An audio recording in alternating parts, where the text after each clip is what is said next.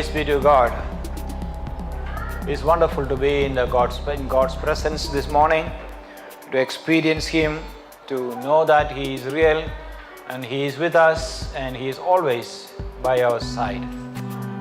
It's a wonderful experience. Before we proceed, I would like to read Psalm 62 responsively. That's a psalm that we are going to look at this morning. Psalm 62. I will read all the odd verses and you join me in reading the even verses. 1, 2, 4, 2, 4 and all that. For God alone my soul waits in silence. From Him comes my salvation. Alone is my rock. And please join me reading it.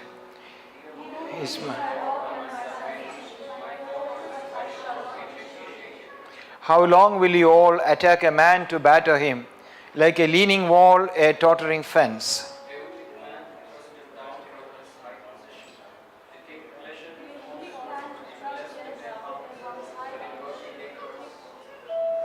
For God alone, O my soul, wait in silence, for my hope is from Him.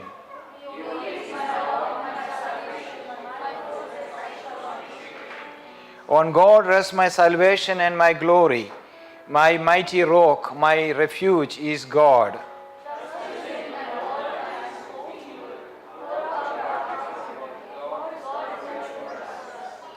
Those of low estate are but a breath. Those of high estate are a delusion. In the balances they go up. They are together lighter than a breath.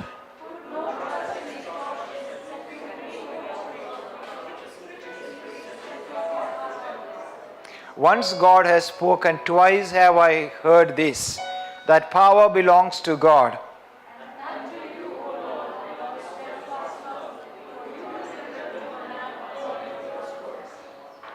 It's very easy to trust God when the sailing is smooth. When everything is going fine, there's no effort needed to trust God. But it takes an extra effort. It becomes very nearly impossible to trust God when our lives are threatened. Depending on how serious the threat is, it's difficult to trust God.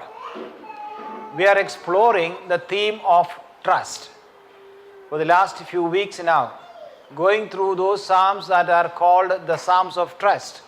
We are trying to explore the various aspects, various facets of this teaching from the Bible. Now there are times when our lives are threatened. There are problems, the perceptions of threat. And it becomes at times, our lives and our minds become something like troubled seas.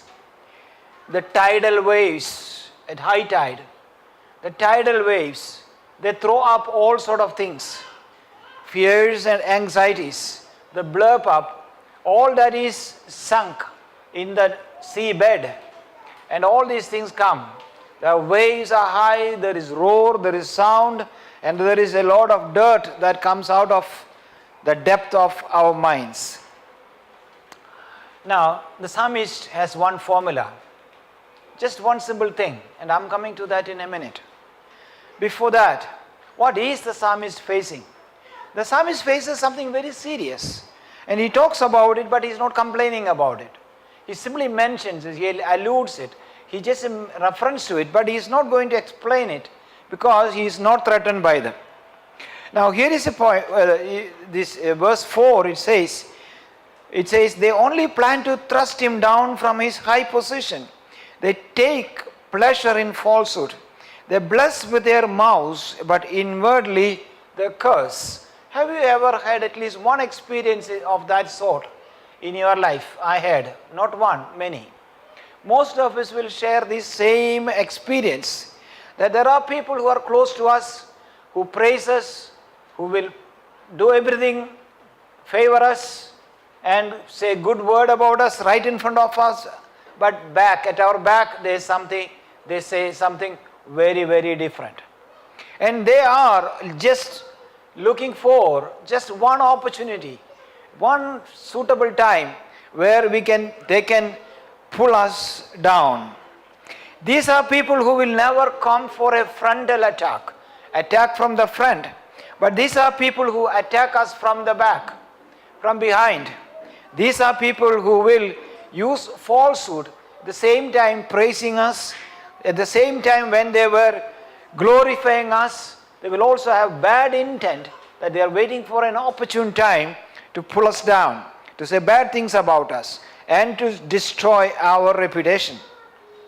And we become very vulnerable. The psalmist talks about that vulnerability as being shaken.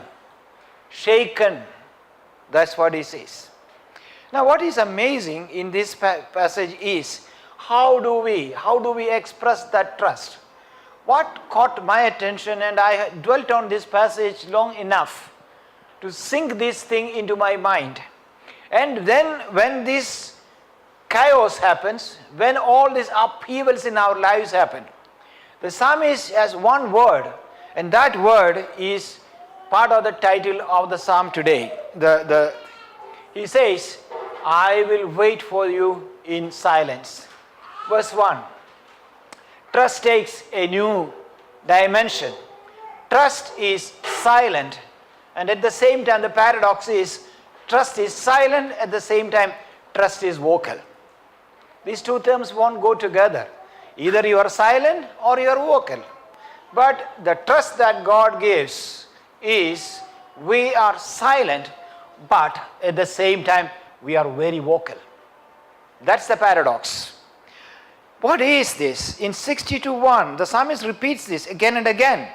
In 62:1 he says, my soul waits for God alone.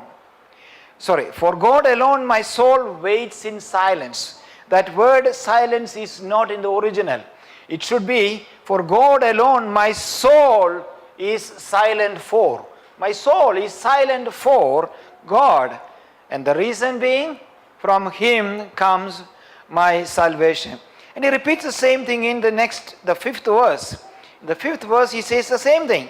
For God alone my soul waits in silence. Read it as, for God alone my soul is silenced, for my hope is from Him. The English translators did not know what to do with that word, silence. So they just added another verb saying wait in silence. It is not there. My soul is silent, for my hope is from Him. What is this silence that he is talking about? Can we quieten our hearts when there are dangers around? Can we quieten our hearts when there are threats around? Threats looming over our heads. The psalmist says, yes, that's possible. But what is this silence he is talking about?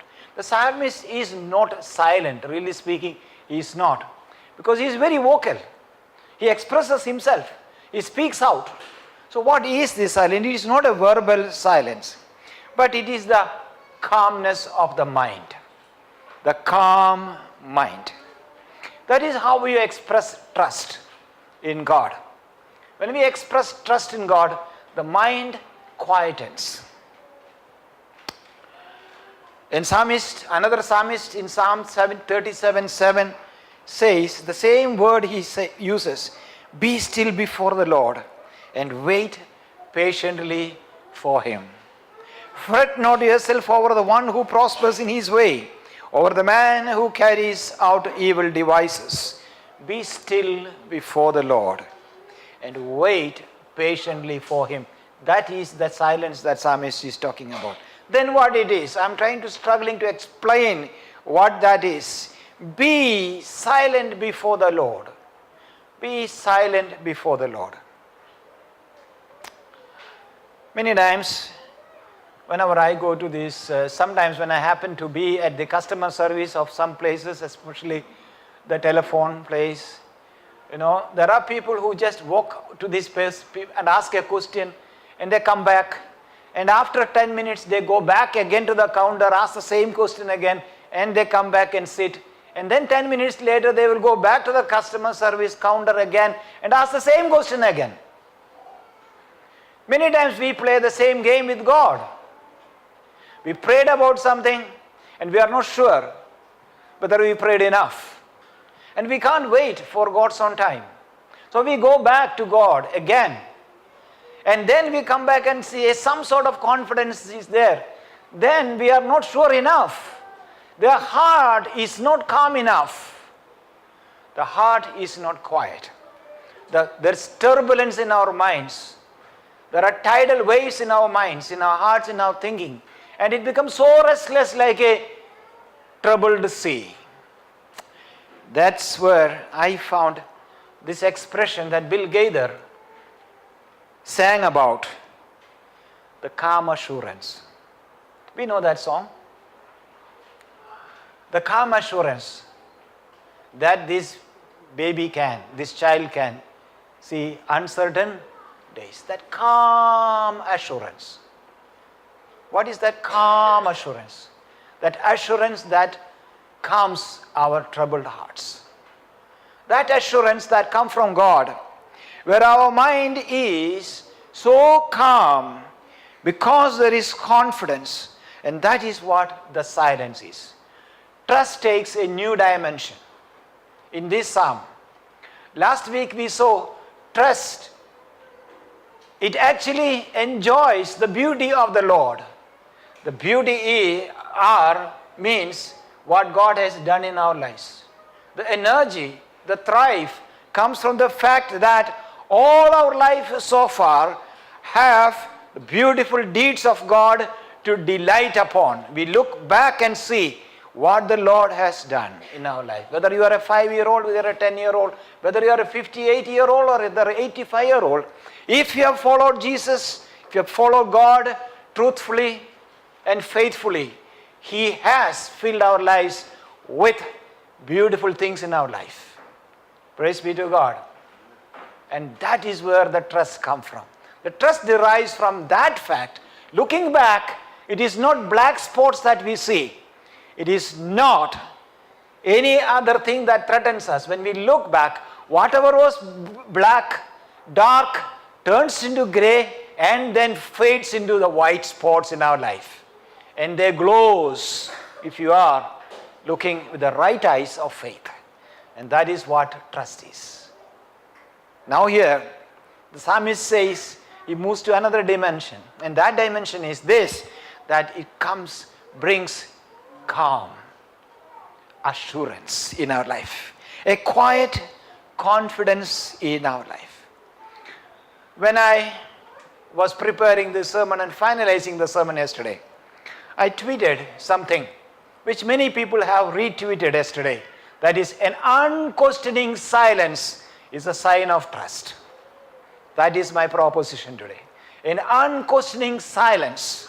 A silence that comes to us where there are no questions asked, but only answers are there without questions. And that is what trust is. Now let me go to the other side of the trust. Don't think that this person is mute. The silence is not because he cannot speak. Even the mutest person, a person who cannot speak, is not silent inside. He may be very noisy, very troubled. There may be lots of questions in his heart. Just because he cannot speak, don't assume that that person has no questions, no doubts and no fears. They have, but they can't express it. But he is a man who can speak eloquently, who can speak convincingly, who can speak very persuasively, but his mind is calm. His mind is silent. But this man is very vocal. Now what is happening here is, this is the reason for his silence also. Silence, the calm assurance. He first of all, he addresses his attackers. Though maybe in his mind, he may not be vocalizing it, but in his mind there are questions. He addresses those who are trying to attack in 62:3. How long will all of you attack a man to batter him? Like a leaning wall, a tottering fence. How long? Simply means, no, it is not going to be too long. I mean, it's going to be a sustained attack. You cannot attack a person like me for long. Then he turns to the people, turns to himself. He's very vocal in that. He turns to himself in verse 5 and he says, "For God alone, O my soul," is talking to himself. "My soul, wait in silence, for my hope is from him." Many times, like a small cute puppy, the psalmist talks about it in, I think, Psalms 133 or somewhere. I'm wrong, maybe. A cute puppy who sits in your lap and you are patting this little cute puppy. But at times the puppy wiggles and giggles and tries to jump out of your lap. That is how many times our mind is. On Sunday morning you have come here, you had a wonderful worship, songs and fellowship and a sermon, and then the mind is quiet now. But once you leave this place, and if you want going to face the realities of life, then some uncertainties and fears creep in, isn't it? That's my experience. Maybe yours as well. Restlessness sets in when we leave the presence of God. And that's the time this man who has chosen to be silent, calm, experience the calm assurance, he tells his mind, "Be quiet." And read that verse one more time. That mind becomes restless. He says, "For God alone, O my soul, wait in silence, for my hope is from him." But the mind says, "Sir, what about the job interview tomorrow? Are you not scared of that?" Then the psalmist tells his mind, he says, "Trust in God, my soul, wait in silence, settle down, quiet, for my hope is from him." That's fine, sir. That's okay, we will sleep tonight. But Monday morning is another challenge that we have. What are we going to do with that situation that is going to happen to us, may happen to us? The psalmist says, that's fine. For God alone, O my soul, wait in silence. Every moment, he pats his mind and says, quiet, quiet. There is fear, there's a bad diagnosis, there are problems with job, there are problems in relationship, but trust takes a new form. Trust in God takes a new form. Every time we gain that grace, we avail that grace from God to quieten our mind, because our hope is not from our situations around us. It's not from man. It is not from any systems, but my hope is from him. Now, the psalmist moves on, and he moves on. He's addressing his attackers, challenging them. How long will you do it? You can't prevail.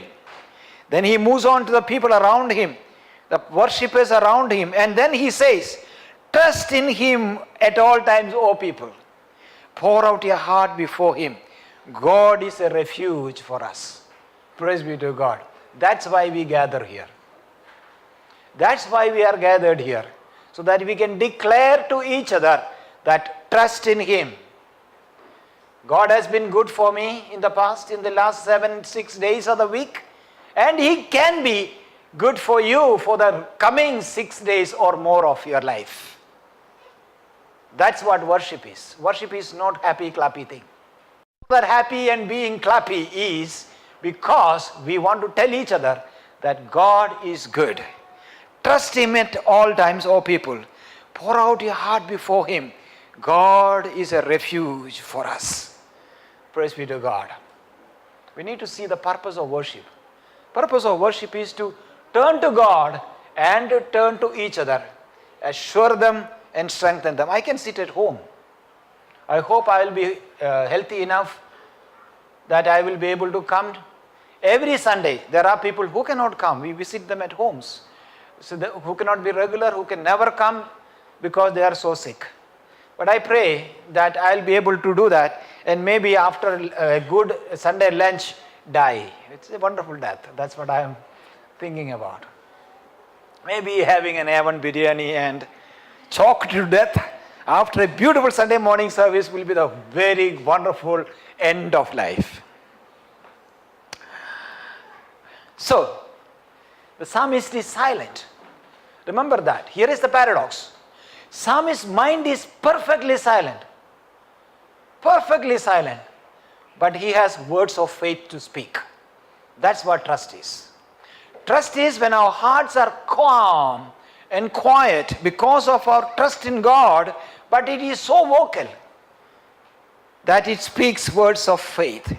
And then the fourth address he makes in this psalm is Psalm 62 verse 12. And that to you, O Lord. See, 3 addresses, 4 addresses. The first address is, O people. The second address is, O my soul. Then the third address is, O Lord. To you, O Lord, belongs to steadfast love. I am reading verse 12.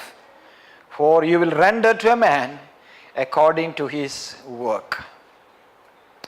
There is 2 different things. One is turbulent mind. A turbulent mind. What is a turbulent mind? A mind that is completely troubled. It can only see worries. It only can see dark things, spots in life. It can only see difficulties in life, threats in life. But there is another mind, and that mind is a calm mind. But that calm mind comes words of faith and courage. The power, the courage to address the potential attackers. The courage to calm down your own mind. And the calm and to assure the people around us. And speaks words of faith and confidence in the Lord Jesus Christ. 3 or 4 Sundays back, I think it on the 15th of August. Sorry, or 13th of August or 14th morning, I think. I don't know, I don't remember now. It was sometime on 14th or 15th. A 68-year-old woman went to be with the Lord. Her husband is one of the pastors, or is the sort of a bishop of their denomination, and she was sick for about 2 months, and all of us knew she is going to die.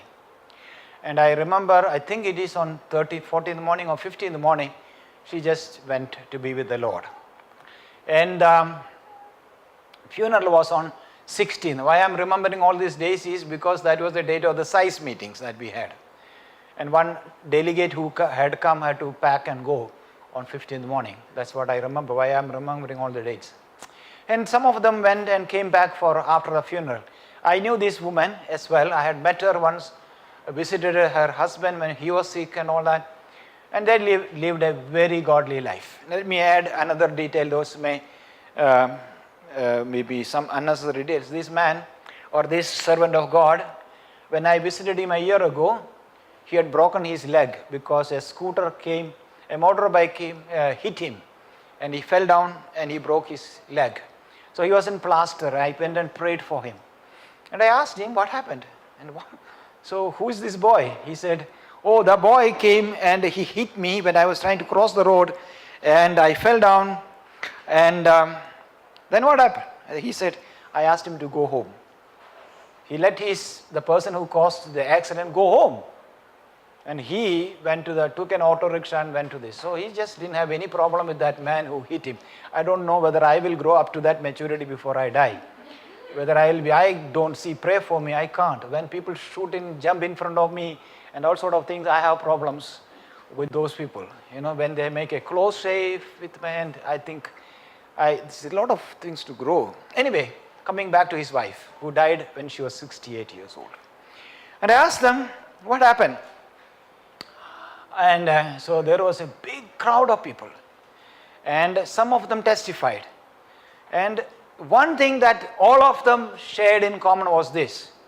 When people came to see her at her sick bed, she said, don't pray for my healing. I'm ready to go. And she went to be with the Lord. At 68 is too early, I think. In 10 years' time, I'll be there. I don't know whether I'll be able to say that. But she was not discouraged. she was not disturbed. But anyone who came to see her and pray for her, she encouraged them. She strengthened them. She shared the hope that she has with them. That was the greatest evangelism she did in her life. That comes from a mind that is silent but vocal. A mind that is silent before God, but it is vocal when it comes to your faith and your experience of God. To have a life like that, to sculpt a life like that, is our calling. That is what I am struggling for. This happens when we pour out. What do we pour out? We pour out faith, words of faith. This stillness of mind, this calm assurance comes when we speak out words of faith. The psalmist says, psalmist repeats his words, his declaration. In Psalm 62:1 he says, my soul waits for God alone. For God alone my soul waits in silence. From him comes my salvation. And he says the same thing again towards the end of the psalm. Once God has spoken, twice have I heard this, that power belongs to God. He is facing the threat of powerful enemies. He is facing a problem from very powerful opponents. But in that context of power and authority, he has a different vision. And the vision is this: though it was said once, I have heard it twice, it is confirmed that power, actual power, belongs to God. Praise be to God. Many people ask, yesterday I prayed for Egypt. I felt empathy, deep empathy for those people, our own brothers and sisters who are a minority, facing threats and attacks on their churches almost every day. I think of my own country, where that country is leading to. What sort of a situation is that country leading to? When pastors can be shot, their hands can be chopped, poor villages can be attacked. Where is this country going to? But I find a lot of comfort in these words. Power belongs to God. How many of you can say that? The real power belongs to our God who is in heaven. The less powerful may do many things in this world, but he will help us to navigate through all this. The psalmist is not pouring out complaints after complaints and complaints. No, he has no complaints to complain about. He only has words of faith. Verse 8 says, trust in him at all times, O people. Pour out your heart before him. God is a refuge for us. Pouring out our hearts like water. Now just pour. There is an offering, sacrifice in the Old Testament, which is a libation. That is, you pour out something before God. And in the New Testament, it is pouring out of our hearts. Now finally, I would conclude with 3 realizations. In order to get that stillness of our mind, in order to get to that point of silence and the calm assurance of our faith, there are 3 realizations that we have to have. First of all, recognizing that our own vulnerability, how weak we are. That reality. Many people are not able to realize, come to that point of peace and the tranquil, because they imagine themselves as people who are capable of doing things. But unless we reach that point, when we come to that point and say, no Lord, I am no more strong enough to face this threat, but my strength is in you. He says in the second verse, he says, he alone is my rock and my salvation, my fortress, I shall not be greatly shaken. I am shaken. That is one thing that he realizes. He realizes that he is shaken. I am very vulnerable. Then he imagines himself as a leaning wall or a tottering fence in the next verse.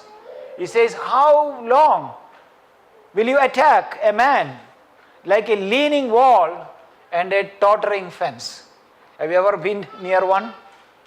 Yes. My brother called me the other day from home to say that the one wall that we built 2 months back in our little estate is completely slided into the well. Thousands of rupees were spent to build that retaining wall. Because the wall was so vulnerable, it gave way. And we lost a lot of money. It's like a leaning wall and a tottering fence. Yeah, my life is not, your life is not, our life is not very stable. It is vulnerable. You may lose our job, you may get a better job, and it's all possible. We may be all right today and we may be sick tomorrow. There is nothing predictable. It's very unpredictable life. That's what we actually accept that. People who make 20 years of plan, people who make career plans, there is nothing wrong in it. But remember, we are vulnerable. Never say, Jesus told this parable, never say that I will go to this city and that city and make a lot of money and all that. Never say that. You see, you remember that parable of Jesus? Because everything is in the hands of God. That's what the reason for the silent trust in God. The calm assurance comes from the fact that any person is just like grass that is here today and will be no more tomorrow. That's where it comes. And he talks about these metaphors. And then comes the insignificance of the human beings, especially those who pose trust. Who are the people who are going to look at the enemies? The psalmist has a new vision of the enemy. Without that vision, we cannot live. Those of low estate are but a breath. The psalmist divides the people into two categories. There are commoners and there are royalties. There are nobles and there are ordinary people. So let's take a case of the low people, those commoners, ordinary people. Those of the ordinary people or people of low estate are but a breath. Now what about the high people, the nobles, powerful, politicians, the rulers of the nations? High estate, people of high estate are just a delusion. Just a thinking, false thinking. Now put all of them together in a balance. This low estate and the high estate. In the balances they go up. That means they are weightless. Now if they put them all together again and use another measure, another way of measuring it, their impact, the threat that they can cause, they are together, they are just a breath. Nothing more than that. Insignificance. Now the problem many times is we think of our threats to life. We give them an overestimation. We treat them as very, very serious. I was talking to a colleague of mine the other day. I said, the whole problem that we have, we are discussing a particular issue that we have.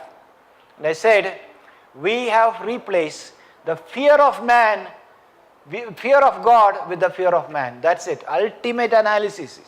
I said, ultimately, the problem lies in one thing. That is, we have replaced the fear of God with the fear of man. Nothing more than that. Instead of fearing God, we are afraid of man. If you remove that, the fear of man, then everything will fall in place. That's how I told him, that is how I analyze the problem. That is how that is what my analysis of the problem. The psalmist says the same thing in verse 4 of first Psalm. The wicked are not so, but they are like chaff that the wind dries away. The chaff that the wind dries away. That's not enough. A third realization has to happen for this stillness, the silence to come. This calm assurance to settle in our mind. And that is to realize the power of God in our lives. The power of God in our life. Psalm 62 verse 2. He alone is my rock and my salvation. My fortress, I shall not be greatly shaken. Now he repeats the same thing in verse 6. He is my rock and my salvation, my fortress. I shall not be shaken. Many commentators would say there are three metaphors here, but I see only one. Rock, my salvation, and my fortress.